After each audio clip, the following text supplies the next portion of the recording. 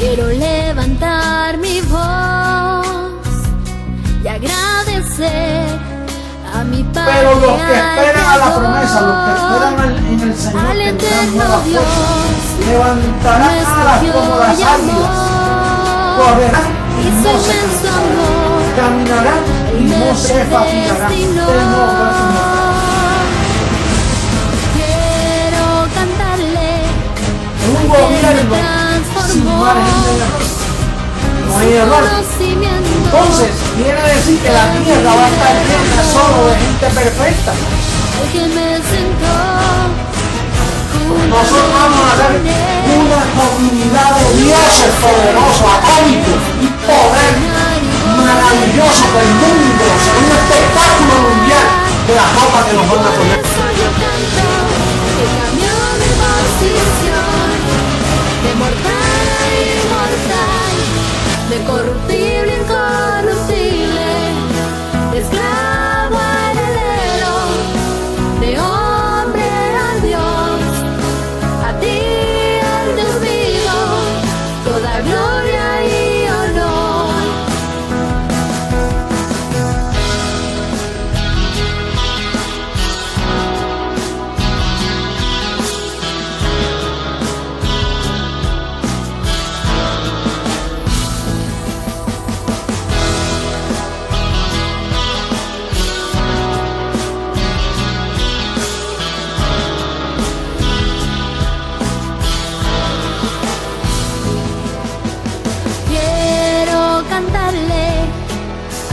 Me transformó y su conocimiento en mí derramó, al que me sentó juntamente con él en lugares celestiales para reinar y gobernar.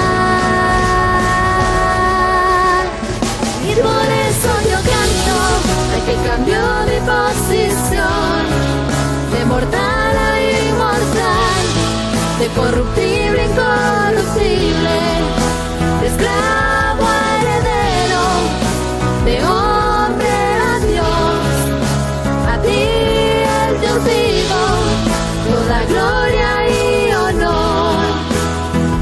Y por eso yo canto al que cambió mi posición, de mortal a inmortal, de corruptible a incorruptible. Mentiroso. Pasa la verdad, se dice la verdad, pasa lo que pasa. Lo que hay es puro evangelio, el evangelio de la verdad, oculto por 2000 años hasta este día. No hay nadie que pueda mover este fundamento, nadie podrá, nadie. No puede. Esto es para siempre. La verdad del evangelio, el evangelio eterno.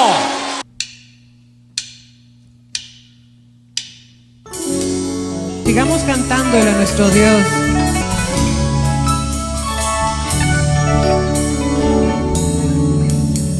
Tu pacto, Dios, es eterno.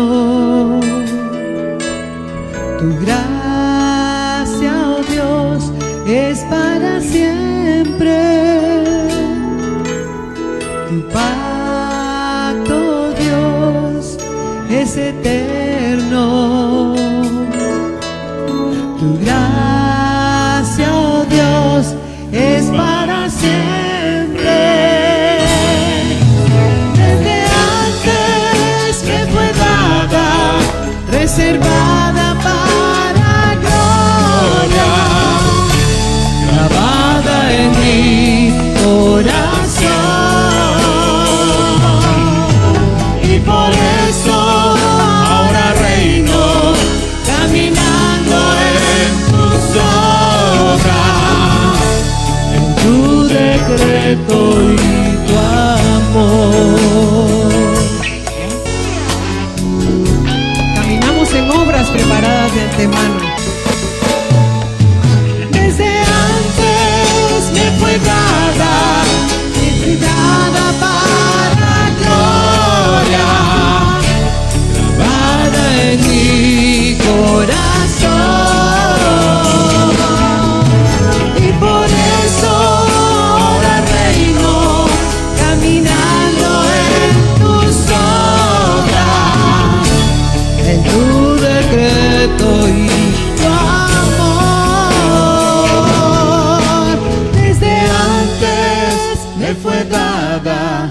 reservada para gloria, grabada en mi corazón.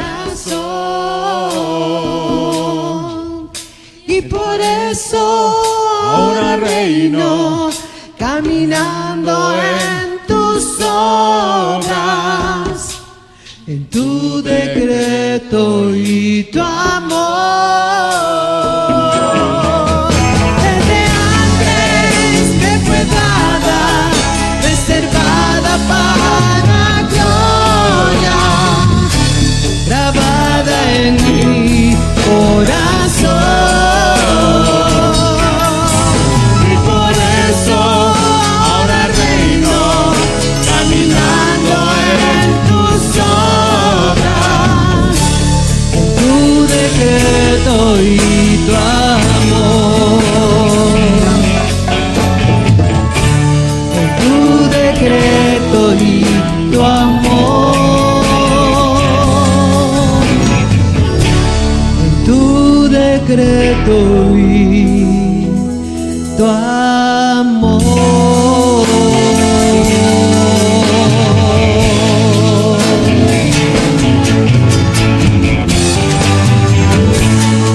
En tu decreto, papito, y en tu amor.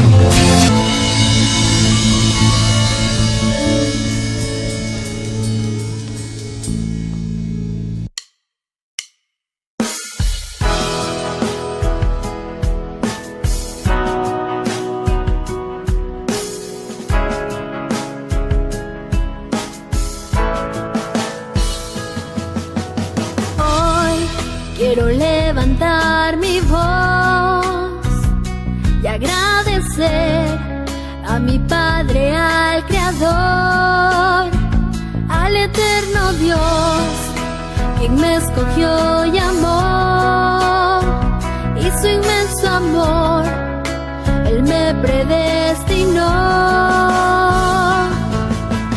Quiero cantarle al que me transformó, y su conocimiento en mí derramó, al que me sentó juntamente con Él en lugares celestiales para reinar y gobernar. Y por eso yo canto al que cambió mi posición, de mortal a inmortal, de corruptible a incorruptible, de esclavo a heredero, de hombre a Dios.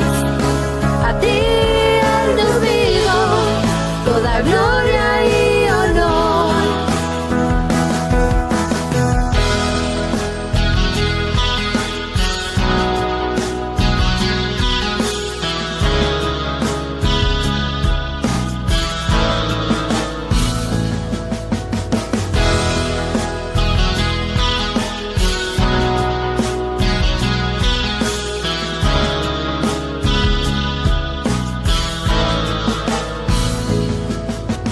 Quiero cantarle al que me transformó, y su conocimiento en mí derramó, al que me sentó juntamente con Él en lugares celestiales para reinar y gobernar. Y por eso yo canto al que cambió mi posición, de mortal a inmortal, de corruptible a incorruptible, de esclavo a heredero, de hombre a Dios. A ti, el Dios vivo, toda gloria y honor. Y por eso yo canto al que cambió mi posición, de mortal a inmortal, de corruptible a incorruptible, de esclavo a heredero, de hombre a Dios. A ti, el Dios vivo, toda gloria y honor.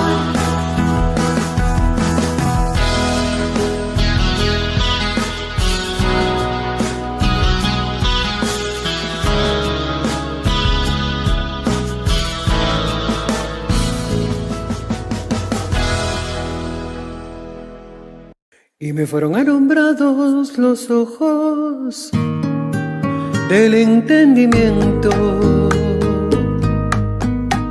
Ahora sé para qué fui llamado. El entendimiento me llevó a reconocer las abundantes riquezas de su herencia. Y me fueron alumbrados los ojos del entendimiento. Ahora sé para qué fui llamado. El entendimiento me llevó a reconocer las abundantes riquezas de su herencia. Hoy yo puedo disfrutar el reino de Dios porque lo veo y lo conozco. Me alcanzó su justicia, su paz y gozo. El Dios vivo me encontró, despierto y me transformó. Ahora veo cara a cara la gloria del Señor. Hoy yo puedo disfrutar el reino de Dios porque lo veo y lo conozco. Me alcanzó su justicia, su paz, su gozo. El Dios vivo me encontró, despierto y me transformó. Ahora veo cara a cara la gloria del Señor. Ahora veo cara a cara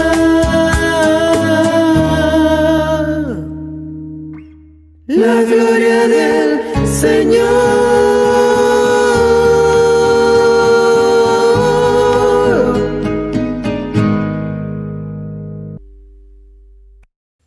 El mejor día a todos los dioses que se reúnen con nosotros en todas las naciones y los que se reúnen ya, donde oímos al Dios vivo. Así es que Dios es precioso. Es importante congregarnos. ¿Por qué? Porque nos vemos y es agradable vernos y estamos en un mismo espíritu. Pero si usted escucha las enseñanzas del Dios vivo, estamos en la misma sintonía, estamos bien, estamos completos, no nos hace falta nada y vivimos de una manera gloriosa, de gloria en gloria. Así es que estamos viviendo los mejores tiempos de la historia. Al nosotros entender, entonces sabemos que sembramos por conocimiento, no por tristeza ni por necesidad, porque nosotros en ninguna manera tenemos necesidad ni tristeza.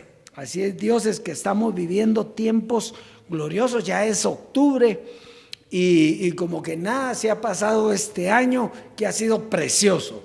Yo no sé usted, pero yo lo he visto precioso. Claro, han habido las situaciones y las dificultades que han habido, pero a nosotros no nos mueve eso. A nosotros nos mueve el conocimiento, la doctrina, nos mueve el entender que estamos viviendo sin naturaleza humana, sin carne, sin conocimiento de carne, sino en un cuerpo físico que está mejor que nunca. Así es, dioses preciosos, que estamos viviendo en una gloria maravillosa. Hoy tenemos un tema precioso.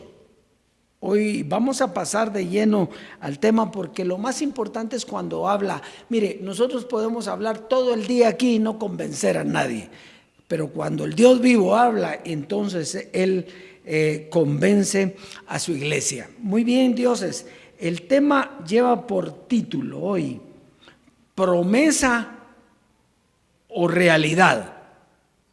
Fíjese que es bien importante este tema. ¿Por qué? Porque no es lo mismo la promesa que la realidad de esa promesa. Parece lo mismo, pero no es lo mismo. Y yo le voy a poner un ejemplo sencillo hoy.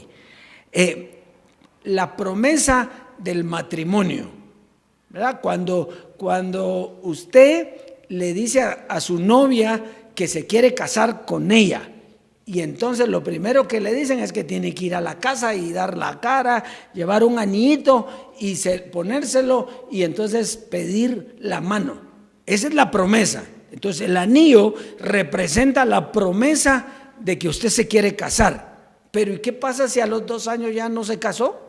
¿O al año no se casó? Entonces no se hizo realidad su matrimonio. Ahora, si se casó, ¿qué pasó? Entonces se realizó la promesa. Lo mismo sucede hoy. Para comprender si estamos viviendo en tiempos de la promesa o en la realidad de esa promesa, debemos de entender cuál es la promesa, bíblicamente hablando. Entonces, la promesa representa una herencia que se le daría a los escogidos, ¿sí? Entonces, fíjese, la promesa representa una herencia que se le daría ¿a quiénes? A los escogidos. Muy bien, pero recuérdese lo que dice Pablo allá, que mientras el heredero es niño, en nada difiere del esclavo, aunque es dueño de todo. ¿Qué quiere decir eso? Que para recibir la herencia tiene que crecer. ¿En qué? En el conocimiento del Dios vivo. Y cuando usted está maduro para recibir la herencia, entonces esa herencia le llega y usted cumplió la promesa. ¿Está aquí conmigo? Entonces fíjese, hay quienes lo que tienen es la promesa, pero no les ha llegado la herencia.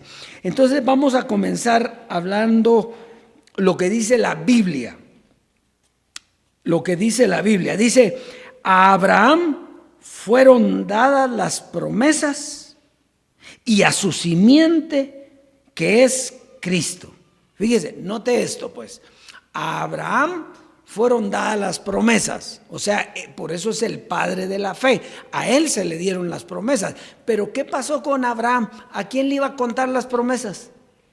Si no era para ese tiempo. A él se le dio, pero dice algo. Y a su simiente, la cual es Cristo. Quiere decir que para que esa promesa que se le había dado a Abraham tuviera fruto, tenía que venir Cristo. ¿Y cuánto tiempo después vino Cristo? Miles de años. Entonces vino Cristo y entonces Él representa la promesa y comienza a enseñar cuál es la promesa. Entonces, por ejemplo, nosotros sabemos, porque la herencia no es una nada más, pero hay una que es bien importante, que es el conocimiento del Dios vivo. Eso es básico. Eso es lo primero. Eso es como, ¿ha visto usted cuando usted llega a un hotel? Aquí Melvincito trabaja en un hotel. Cuando usted llega en un hotel le dan una tarjeta. Trate de abrir la puerta sin la tarjeta.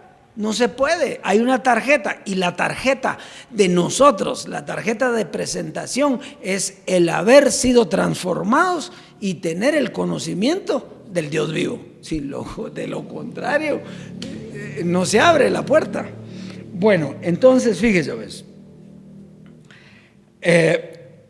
¿Cómo dice? En ti serán benditas todas las naciones. Fíjese, pues, era una promesa que se le dio a Abraham. En ti serán benditas todas las naciones. También dicen, serán benditas todas las familias de la tierra. Era otra promesa, que era bendecir a la amada, a los dioses. Entonces todas las familias de la tierra iban a ser benditas. Entonces esas dos promesas ahí. Pero no era solo la única, les iba a dar una tierra prometida. Entonces las promesas eran muchas, pero no estamos viendo ahorita cuáles son las promesas, solo una, la más importante, que en él iban a ser benditas las naciones y las familias. Entonces, sin embargo, Cristo, que era la simiente, recibió las promesas y él sí las pudo compartir. Abraham no pudo compartir las promesas porque ¿con quién? No había nadie que entendiera, pero cuando llega Cristo, él comienza a explicar las promesas y esas promesas se van a hacer una realidad. Entonces, aquí hay una pregunta que cabe y es bien importante, y eso es lo que yo quiero que usted entienda hoy. Es la pregunta del millón. Es, ¿dónde terminan las promesas y cuándo comienza la herencia? Aquí está la clave. Si usted la sabe, usted ya está reinando y disfrutando la herencia. Y si no, entonces, ¿cuándo termina la promesa? Porque ya cuando se casa, ¿qué promesa puede haber? Se casó, se recuerda el ejemplo, se casó, se cumplió, la promesa era casarse y se casó, entonces ¿qué pasó? Se hizo una realidad y ahí terminó la promesa. Ahora la realidad es la importante, no la promesa es importante, pero si no llega, usted no puede vivir de promesas nada más. Entonces, vamos a ver pues, ¿cuándo entonces comienza la herencia? Fíjese, cuando Cristo resucita y se sienta en los lugares celestiales. Si Cristo resucitó y está sentado en los lugares celestiales, la promesa terminó, la promesa se hizo una realidad. Ahora yo le digo, ¿dónde usted tiene a Cristo? Porque usted tiene que tener a Cristo en algún lado. Por ejemplo, los de la gracia, ¿dónde lo tienen? Lo tienen vivo, físicamente. Pero Él no está vivo físicamente porque Él se murió.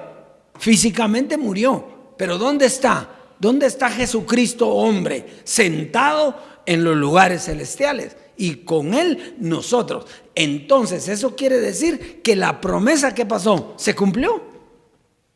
Entonces, nosotros ya no vivimos por promesa. Vivimos por la imagen misma de las cosas, por la realidad de las cosas. ¿Está clarito? ¿Está entendiendo bien eso? Porque eso es bien importante. Entonces, ¿cuándo terminan las promesas entonces?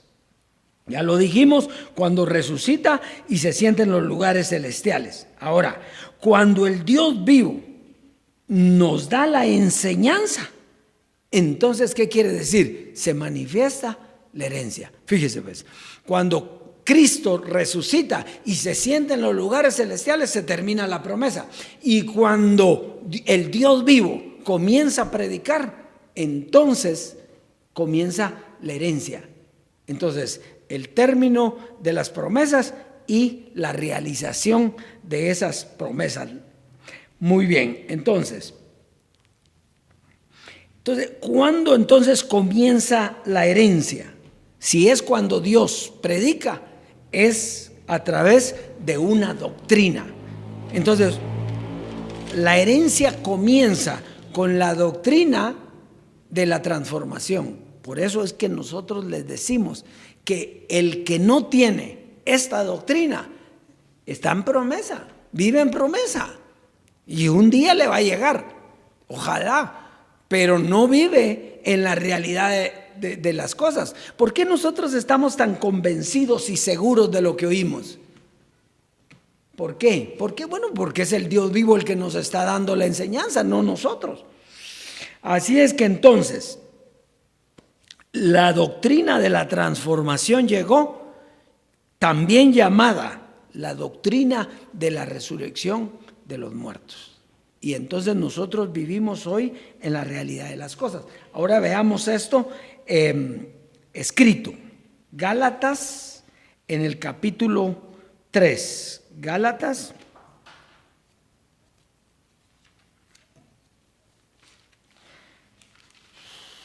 Gálatas en el capítulo 3, verso 14 al 18. Verso 14 al 18. Dice, para que en Cristo Jesús. Oiga, ¿en quién? ¿En Abraham? No. ¿Por qué? Porque Abraham a nadie le mostró la promesa más que a su simiente. ¿Y quién era la simiente? Cristo. Entonces, para que en Cristo Jesús la bendición de Abraham alcanzase a los gentiles, a fin de que por la fe recibiésemos la promesa del Espíritu. La promesa. ¿Qué era lo que teníamos que recibir con Cristo? La promesa del Espíritu, no la realidad de la promesa, no la herencia, sino la promesa. ¿Está aquí conmigo? O sea, una cosa es tener la promesa, porque si usted tiene una promesa, está esperando que esa promesa se haga una realidad. Y si no se hace, entonces eso es lo importante. Entonces vamos pues, dice: hermanos, hablo en términos humanos, un pacto, aunque sea de hombre una vez ratificado, nadie lo invalida ni le añade. Ahora bien, a Abraham fueron hechas las promesas y a su simiente. No dice a las simientes como si hablase de muchos, sino de uno, y a tu simiente, la cual es Cristo.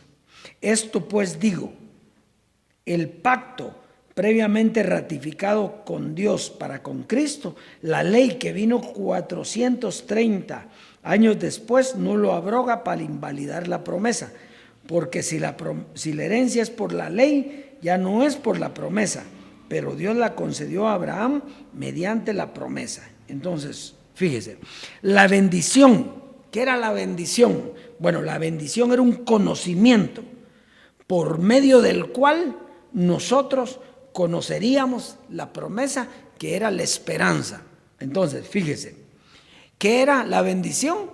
Era un conocimiento que íbamos a tener, donde íbamos a conocer la promesa. Dígame usted, ¿a qué horas conoció usted que había una promesa? Hasta que Jesucristo hombre le predicó. Cuando Jesucristo hombre le predicó, ¿qué le predicó él? La promesa, la esperanza que nosotros teníamos, el Espíritu, la promesa del Espíritu. Eso era lo que él nos enseñó a nosotros. Entonces fue correcto, claro que fue correcto. Ahora, esa promesa él mismo la esperaba, ¿sí o no? Por eso decía, anhelamos la transformación. Cuando la transformación llegue, entonces, ¿verdad? Voy a prepararles un lugar para que donde yo esté, estén también que ustedes. Eso quiere decir que él tampoco nos estaba hablando de la promesa y que había una promesa. Había una herencia para nosotros, pero no había llegado. Cuando él estaba, todavía no había llegado. ¿Por qué? Porque tenía que morir, resucitar y sentarse en los lugares celestiales. ¿Verdad que eso no cuesta? Entonces vamos a avanzar entonces. Entonces teníamos la promesa o la esperanza de una transformación. ¿Cuál era la promesa que teníamos? La esperanza de una transformación o una resurrección de los muertos, que es lo mismo. Por eso es que dice aquí que por la fe recibamos la promesa del Espíritu. Cuando uno habla de Espíritu, eso ya nosotros lo conocemos bien. ¿Qué es cuando hablan de Espíritu? ¿Qué es Espíritu? Conocimiento. Es una doctrina. El Espíritu es una doctrina. Entonces, una doctrina que fue la gracia nos enseñó la promesa, y otra doctrina que fue la transformación dada por el Dios vivo nos enseñaba la realidad de esa promesa, la herencia manifestada a nosotros. Eso quiere decir que la gracia nos dio una promesa, una esperanza de vida. Qué lindo, qué precioso. Pero esa promesa, ¿llegó o no llegó? ¿Se cumplió o no se cumplió? Se cumplió, pero eso lo sabemos nosotros. ¿Y qué pasa con los que están oyendo todavía los calqueos? ¿Qué pasa? ¿Saben eso ellos? No, ellos están con el que tenía la promesa. ¿Quién era el que tenía la promesa? Jesucristo hombre, José Luis de Jesús de Miranda. Entonces, pero él no había alcanzado. Era lo mismo que decía Pablo, no que ya lo haya alcanzado. Me lanzo a lo que viene, pero no lo he alcanzado todavía. Muy bien, entonces para entender esto mejor, vamos a leer Romanos 4. Romanos en el capítulo 4, verso 18 al 24. Romanos 4, verso 18 al 24. Muy bien, vamos. Dice, él creyó en esperanza contra esperanza para llegar a ser padre de muchas gentes. Está hablando aquí de Abraham. Conforme a lo que se le había dicho, así será tu descendencia. Y no se debilitó en la fe al considerar su cuerpo que estaba ya como muerto, siendo de casi 100 años, o la esterilidad de la matriz de Sara. Tampoco dudó por incredulidad de la promesa de Dios, sino que se fortaleció en la fe, dando gloria a Dios, plenamente convencido de que era también poderoso para hacer todo lo que había prometido, por lo cual también su fe le fue contada por justicia, y no solamente con respecto a él se escribió que le fue contada, sino también con respecto a nosotros, quienes ha de ser contada. Esto es, a los que creemos que en él, que le levantó de los muertos a Jesús, Señor nuestro. Entonces fíjese, leamos bien porque me trabé un poquito aquí. Y no solamente con respecto a él se escribió que le fue contada, sino también con respecto a nosotros, quienes ha de ser contada. Esto es, a los que creemos en el que levantó de los muertos a Jesús nuestro Señor. Entonces, los que creemos en el Dios vivo, en la resurrección de Cristo, entonces nosotros somos los que hemos recibido o somos la descendencia de Dios. Entonces, la descendencia aparece cuando Cristo predica la promesa. Ahí fuimos llamados a recibirla en la gracia. Todos esperábamos la promesa, pero no con el entendimiento correcto. Dígale a usted, pregúntele a los dioses que estuvieron con Jesucristo hombre, ¿ustedes tienen la promesa? Sí, tenemos la promesa. Y ya se les cumplió. Ellos no pueden decir que ya se les cumplió, porque lo que tienen es una promesa. No tienen el entendimiento para recibir la herencia y decir, ya se cumplió, la herencia ya está dada. Muy bien. Ahora vamos a ver cómo termina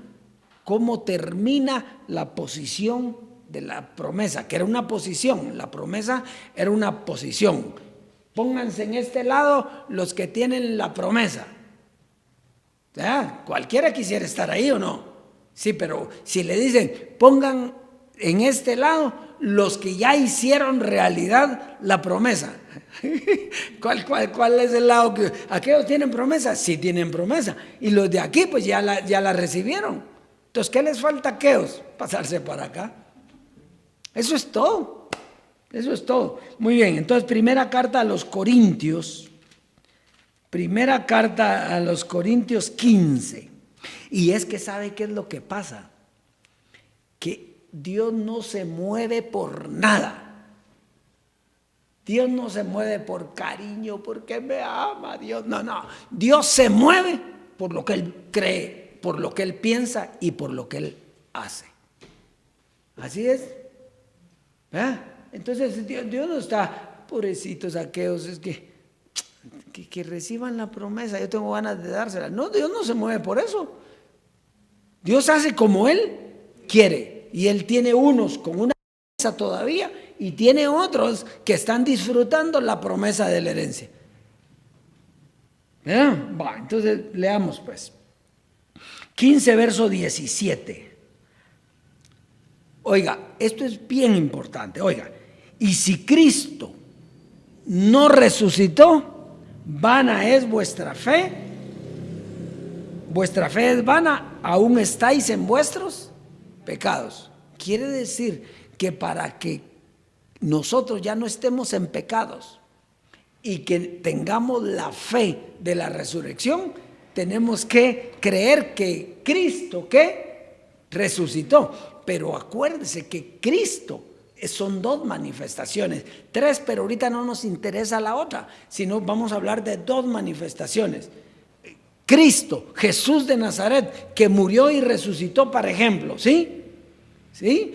Y la segunda manifestación, Jesucristo hombre, ¿verdad? Que fue el que murió y resucitó y se sentó en los lugares celestiales. Entonces usted no se puede quedar con el de Nazaret, ¿verdad? Tiene que avanzar para entender la resurrección, si no, no le entiende.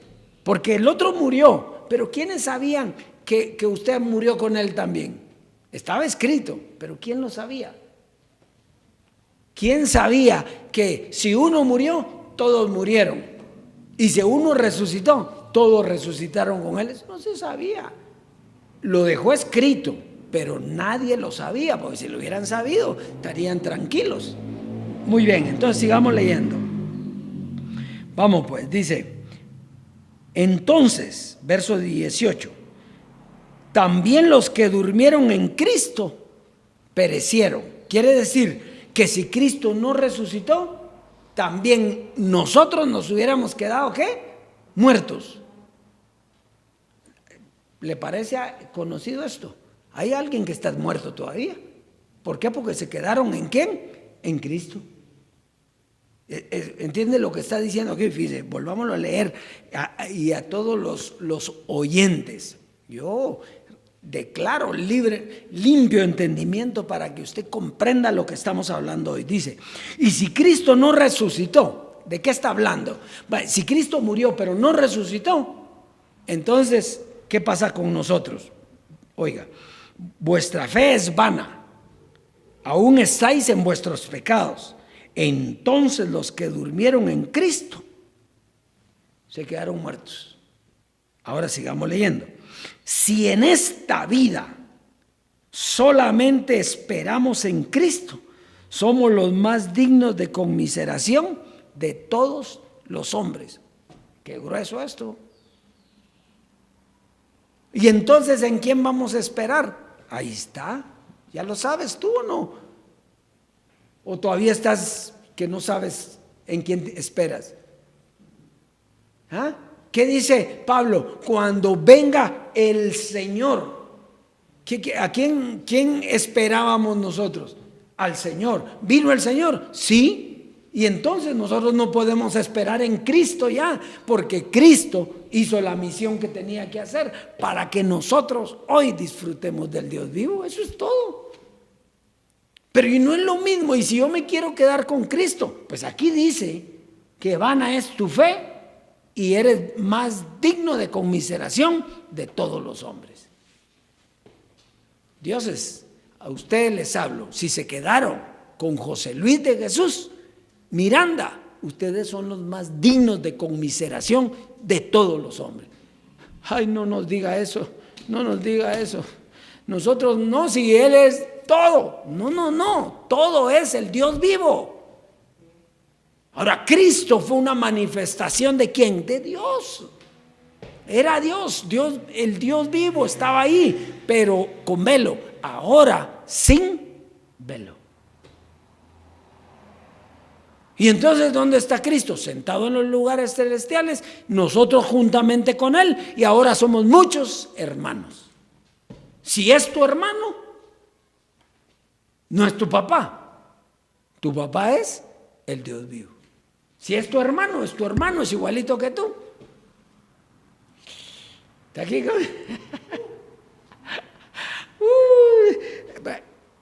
Yo quiero volver a leer a ustedes. Es que mire, esta es la clave de todo. Oiga, si Cristo no resucitó, vuestra fe es vana. Aún estáis en vuestros pecados. Entonces también los que durmieron en Cristo perecieron. Todos los que están todavía en Cristo, ¿están qué? Muertos. Si en esta vida solamente esperamos en Cristo, somos los más dignos de conmiseración. ¿De cuántos hombres? De todos. Mas ahora, aquí está la contraparte. Mas ahora Cristo ha resucitado de los muertos, primicia de los que durmieron es hecho. Ahí está, ¿ya se dio cuenta? Entonces ya ha resucitado Cristo. Entonces sí, yo también resucité con Él. Pero si mi Cristo es el que se murió, no, el mío es el resucitado. Entonces yo sé dónde está Jesucristo hombre. Yo sé dónde está. ¿Quiere que le diga una cosa? ¿Quiere que le diga dónde está Jesucristo hombre? Su cuerpo físico está en un sepulcro. Entonces, ¿quién se atreve a venir a este púlpito y discutir con Dios? Está clarito eso, ¿no? Pero y el que se quiere quedar con el cuerpo físico, es que tan lindo, yo como lo quería, ¿verdad? Yo lo quería un montón, yo lo amaba y fue difícil dar el paso. ¿Por qué? Porque lo amaba y él me amó a mí. Pero ¿a quién le voy a obedecer? ¿Al que había creado a él o a él? Si él ya no está, ¿a quién le tengo que obedecer? Al Dios vivo, al Dios que hizo todas las cosas, al que vive, al que reina, al que es Dios por toda la eternidad, que creó todas las cosas. Él hizo a todos. Él puso a Abraham la promesa. Él trajo a Cristo para que por Cristo entendiéramos la promesa, y él mismo vino a dar la herencia. ¿Qué tiene de difícil eso? O sea, ¿es un camino o no? Si usted va corriendo, puso Jesucristo una vez este ejemplo. Si usted va corriendo y usted agarra por otro lado, ¿ganó la carrera o no? Y si llegó antes, pero corrió mal. No fue legal, se escondió, se subió en un carro, se agarró de algo ahí, salió corriendo y llegó antes. Pero es que eso no sirve, no sirve. Hay un proceso, y en ese proceso Cristo nos llevó a los lugares celestiales donde el Dios vivo nos tomó en sus brazos espirituales y nos dio su conocimiento. ¿Qué es lo difícil para ti? No para los que están aquí, porque usted lo entiende hoy facilito. ¿Qué es lo difícil para ti, Dios? ¿Qué es lo difícil para ti? Que no puedes entender eso. ¿Por qué cree usted que los principales hombres de Jesucristo, hombres, no están aquí? Los que estaban con él todos los días. ¿Por qué? Porque ¿a quién miraban ellos? El cuerpo físico.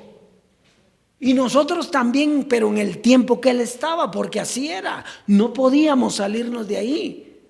Pero una vez termina, pues nosotros tenemos que decir, chao, cariño, chao. Sí, porque yo no voy a cambiar eso por el que hizo todas las cosas. Es decir, yo tengo que quedarme con el Dios vivo.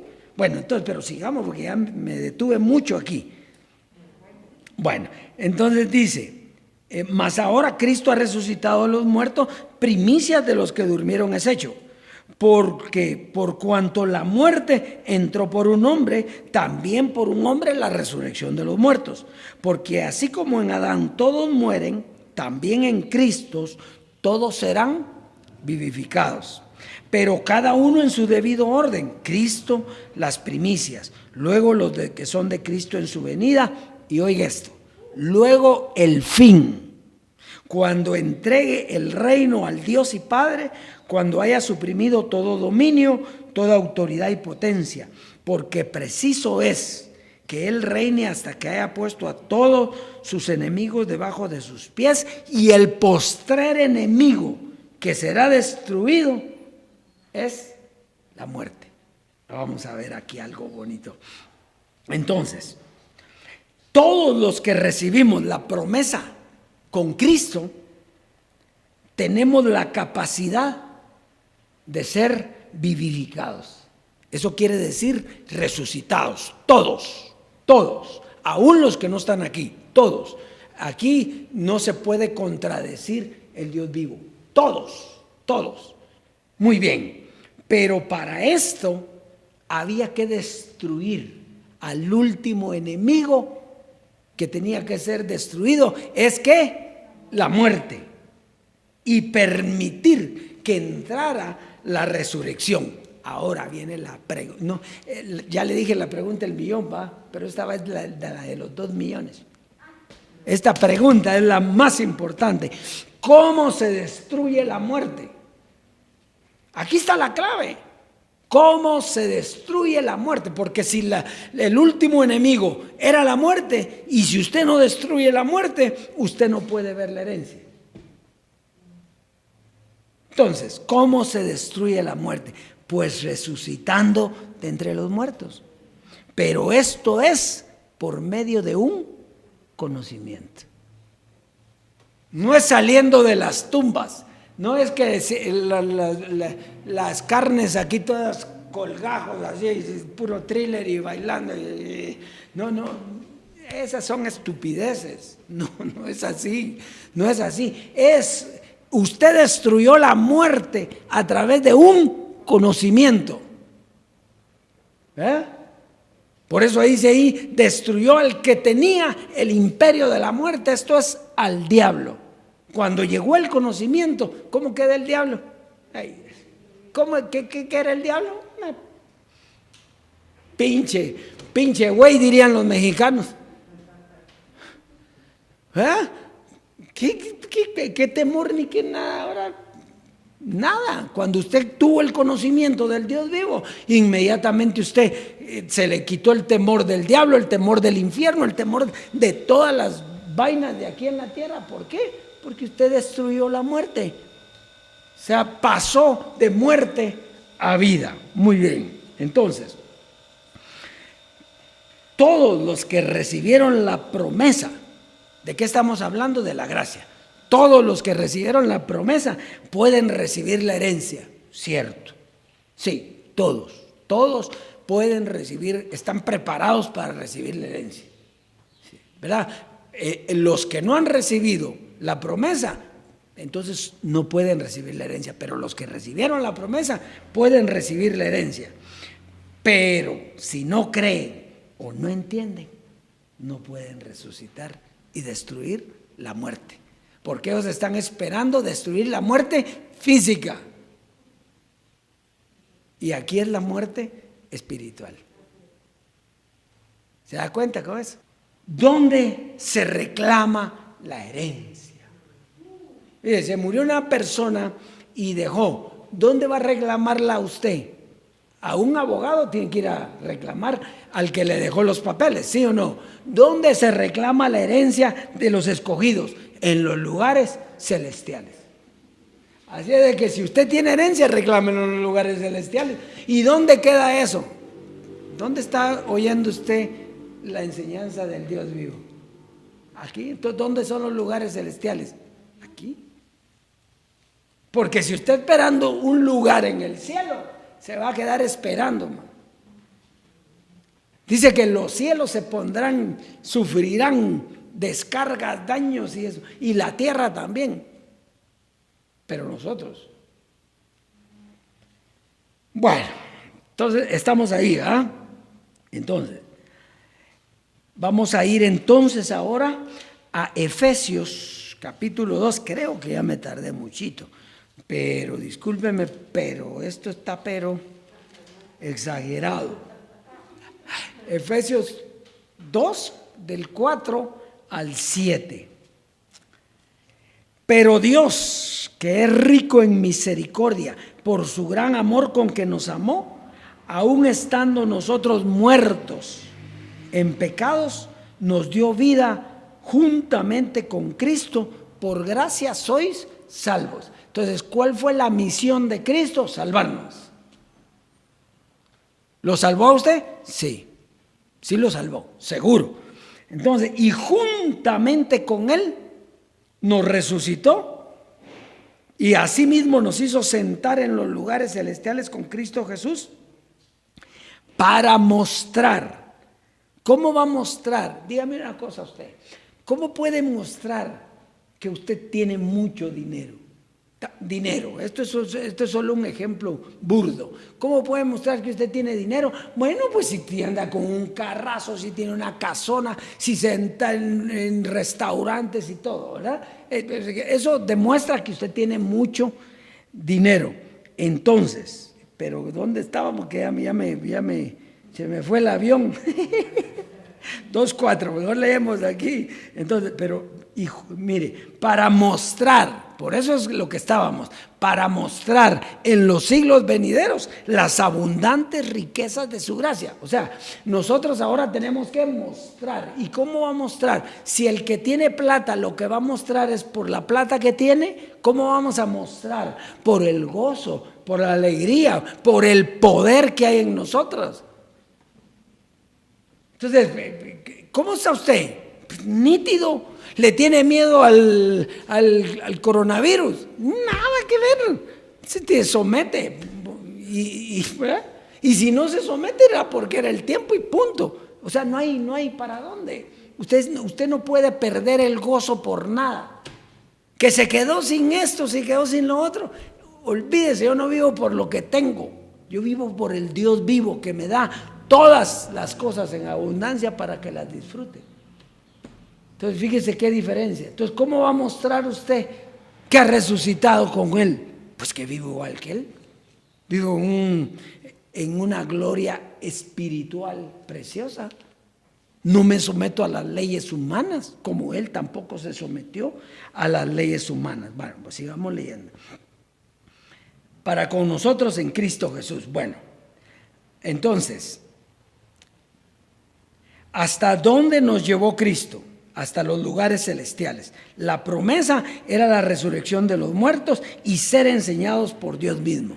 Entonces, el propósito del último velo de Cristo. ¿Quién era el último velo de Cristo? Jesucristo, hombre, José Luis de Jesús. Fue sentarnos en los lugares celestiales juntamente con Él. Por eso, Jesucristo, hombre, José Luis de Jesús dijo: voy pues a prepararles un lugar para que donde yo esté, estén también vosotros. Solo que no era un lugar físico, sino era un lugar de conocimiento, era un lugar espiritual, donde usted ya estaba juntamente con Él. Entonces, dijo también una cosa bien importante: no todos los que están aquí van a ser transformados. ¿Se recuerda que lo dijo una vez? No todos los que están aquí van a ser transformados. ¿Por qué? Por necios. Por necios, porque si no creen. Mire, hoy él habló en blanco y negro. No, a todo color. A todo color. Hoy le habló claro, es lo que le quiero decir. Hoy le habló claro. ¿Y si no cree? Entonces, ¿qué podemos hacer? Más no se puede hacer. No. Entonces, terminamos con Jeremías 31. Jeremías 31. Con esta terminamos.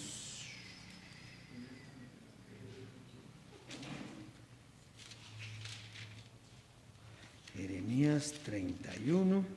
Aquí estamos. Verso 33 y 34. Esto hasta hoy lo va a entender usted claro. ¿Qué era lo que se refería? Vamos pues, dice 33 al 34. Pero este es el pacto que haré con la casa de Israel. Cuando habla de casa de Israel, es la casa de Dios.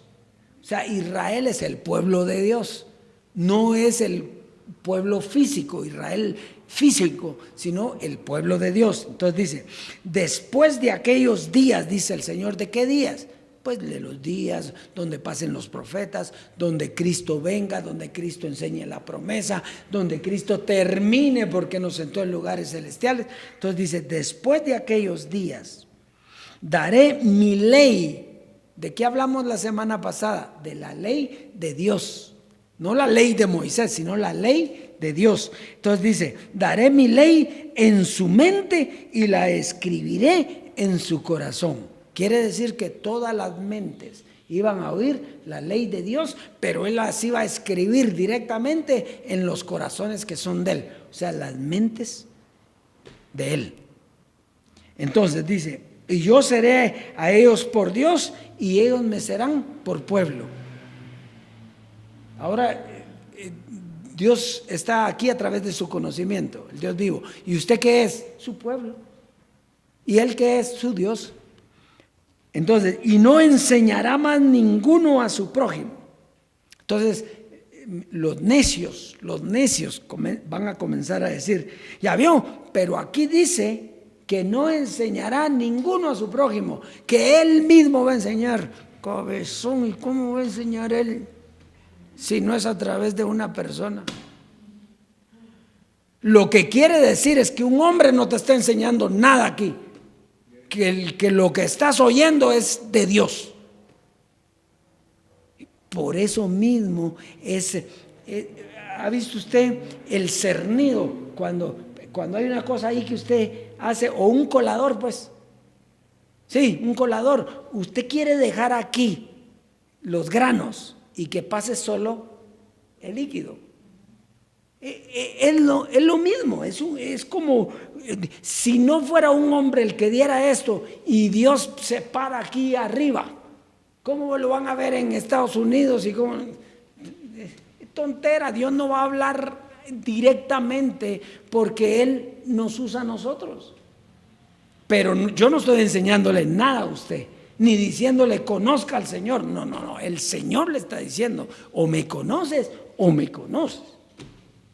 Porque yo te estoy hablando. Aquí es donde entra la fe.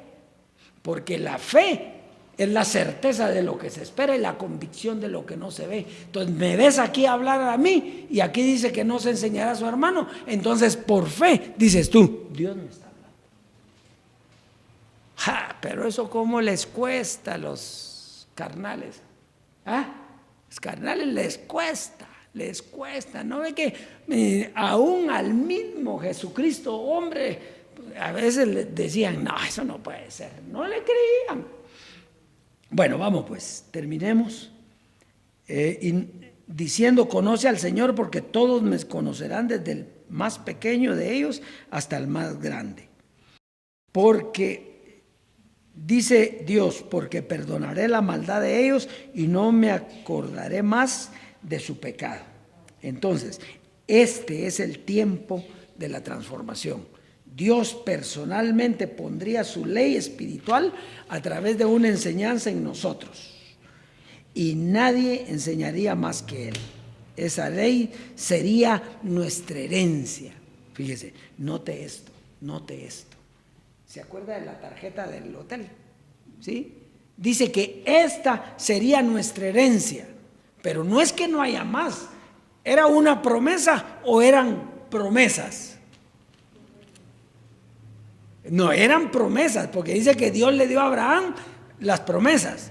Pero una promesa es la llave que abre todas las demás. El que no tiene al Dios vivo, el que no escucha, ¿cómo va a tener las demás promesas? No tiene la llave. La llave es el conocimiento del Dios vivo. Esa es la llave. Y qué fácil es, ¿verdad? ¿Verdad? Qué fácil es. Mire, si lo más fácil sería sentarme yo ahí y que Dios hablara, ¿no sería más fácil que le entendieran a Él? Pero no han querido eso. No ha querido eso Él. ¿Y por qué usted? Yo qué sé. ¿Qué importa? Aquí no está en cuestión eso. Aquí lo único que está en cuestión es la voz de Dios esa o no. Eso es todo.